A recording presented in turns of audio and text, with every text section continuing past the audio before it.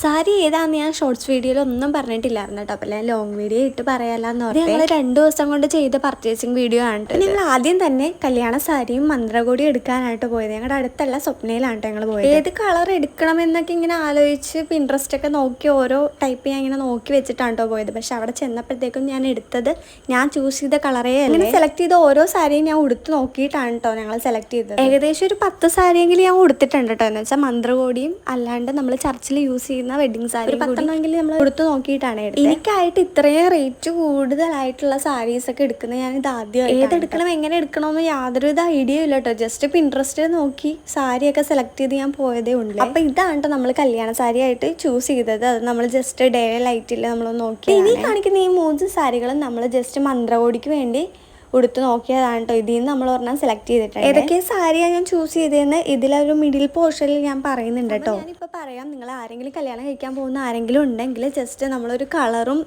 സാരീനെ കുറിച്ചൊക്കെ അറിഞ്ഞിട്ട് വേണം കേട്ടോ കല്യാണ സാരി എടുക്കാനൊക്കെ പോകാൻ വേണ്ടി. എനിക്ക് സാരീനെ കുറിച്ച് യാതൊരുവിധ ഐഡിയ ഇല്ലാണ്ടാണ് കേട്ടോ പോയത്. ഞാൻ ജസ്റ്റ് പിൻട്രസ്റ്റിൽ നോക്കി എനിക്കുള്ള കളറെല്ലാം ചൂസ് ചെയ്തിട്ട് മാത്രമാണ് ഞാൻ പോയത്. പർച്ചേസിങ് കഴിഞ്ഞ് നമ്മൾ ജസ്റ്റ് കോഫിയൊക്കെ കുടിക്കുവാണ് കേട്ടോ. അപ്പോൾ അവർ നമുക്ക് കൊണ്ട് തന്നതാണ്. അങ്ങനെ പിന്നെ ബാക്കിയുള്ളവർക്കുള്ള ഡ്രസ്സും പിന്നെ എനിക്ക് തലേ ദിവസം ഞാൻ എടുക്കുന്ന ഡ്രസ്സ് എല്ലാം കൂടി എടുത്തിട്ടാണ് നമ്മൾ തിരിച്ചു പോകുന്നത്. അങ്ങനെ പിന്നെ ലിഫ്റ്റ് ഇറങ്ങി താഴെ വന്നിട്ടോ. പിന്നെ ഞാൻ കുറച്ച് ഐറ്റംസ് ഒക്കെ മേടിച്ചായിരുന്നു. അത് കറക്റ്റായിട്ട് ഞാൻ എനിക്ക് വീഡിയോസ് ഒന്നും എനിക്ക് എടുക്കാൻ പറ്റിയില്ല. ഏറ്റവും പിന്നെ കുറച്ച് ഓർണമെന്റ്സ്, വള, മാല, കമ്മല അതൊക്കെ നമ്മൾ അവിടെ നിന്ന് എടുത്തിട്ടുണ്ടായിരുന്നു. ഞാൻ പറഞ്ഞില്ലായിരുന്നു സെലക്ട് ചെയ്ത സാരീസ് ഒക്കെ മിഡിൽ പോർഷനിൽ ഞാൻ കാണിക്കുന്നുണ്ട്. അങ്ങനെ പിന്നെ പർച്ചേസിങ് കഴിഞ്ഞ് നമ്മൾ നേരെ ഇറങ്ങി നമ്മൾ അടുത്തുള്ള ഓവൻ ഫ്രഷിൽ പോയിട്ട് ബർഗറും ഫ്രഷ് ലൈമൊക്കെ കഴിച്ചിട്ടാണ് വീട്ടിലോട്ട് പോകുന്നത്. ഇവള് പിന്നെ ഞങ്ങളുടെ കൂടെ വണ്ടിയിൽ അങ്ങ് കയറി വന്നിട്ടോ. അവരെല്ലാവരും ബസ്സിനാണ് വരുന്നത്. ഇവള് പിന്നെ ഞങ്ങളുടെ കൂടെ അങ്ങ് വണ്ടി കയറി. വീട്ടിൽ നിന്ന് ഇറങ്ങിയപ്പോഴത്തേക്ക് 1 മണിക്കൂറിനുള്ളിൽ സാരി എല്ലാം എടുത്ത് വീട്ടിലോട്ട് പോരണമെന്ന് വിചാരിച്ചാണ് കേട്ടോ നമ്മൾ മാക്സിമം നമ്മളൊരു 3-4 മണിക്കൂർ എടുത്തിട്ടോ സാരി എല്ലാം നമ്മൾ സെലക്ട് ചെയ്ത് വരാം. എല്ലാം കഴിഞ്ഞ് വീട്ടിൽ തിരിച്ചെത്തി. ഇനിയുള്ളത് നമുക്ക് നെക്സ്റ്റ് ഡേ പർച്ചേസ് ആണ് കേട്ടോ. ഞാൻ പറഞ്ഞ 2 ദിവസത്തെ വീഡിയോ ആണ് ഞാൻ ലോങ് വീഡിയോ ആയിട്ട് ഇടുന്നതെന്ന് ഞാൻ പറഞ്ഞു. നമ്മുടെ കുറച്ച് കോംപ്ലിക്കേറ്റഡ് ആയിട്ടുള്ള കല്യാണം ആയതുകൊണ്ട് നമുക്ക്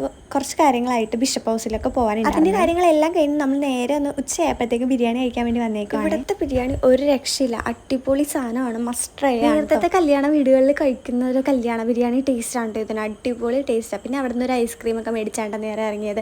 പിന്നെ നമ്മൾ നേരെ പോയത് എറണാകുളം മാർക്കറ്റിലോട്ട്. എനിക്ക് ബൊക്കെയൊക്കെ സെറ്റ് ചെയ്യാനുള്ള ഫ്ലവർ മേടിക്കാനായിട്ടോ. പിന്നെ കുറച്ച് ഓർണമെന്റ്സ് വേറെ എടുക്കാനുണ്ടായിരുന്നു കേട്ടോ, മന്ത്രകോടിയുടെ ഒപ്പം ഇടാൻ വേണ്ടി. പിന്നെ അതെല്ലാം എടുത്ത് നേരെ നമ്മൾ ചെരുപ്പ് കടയിലോട്ട് പോയിട്ടോ. ഈ ചെരുപ്പ് എനിക്ക് ഇട്ടിട്ട് ഞാൻ അപ്പം തീട്ട് പറഞ്ഞു കേട്ടോ. അതുകൊണ്ട് ഞാൻ ഇത് എടുത്തില്ല. അങ്ങനെ ഒരു 3-4 ചെരുപ്പ് ഇട്ട് നോക്കി കേട്ടോ. പൊതുവെ എനിക്ക് ഹീൽസ് ചെരുപ്പിനോട് ഇഷ്ടമല്ല. പിന്നെ ഞാൻ എടുത്തത് രണ്ടാമത് കാണിച്ച ചെരുപ്പ്. Okay, bye guys.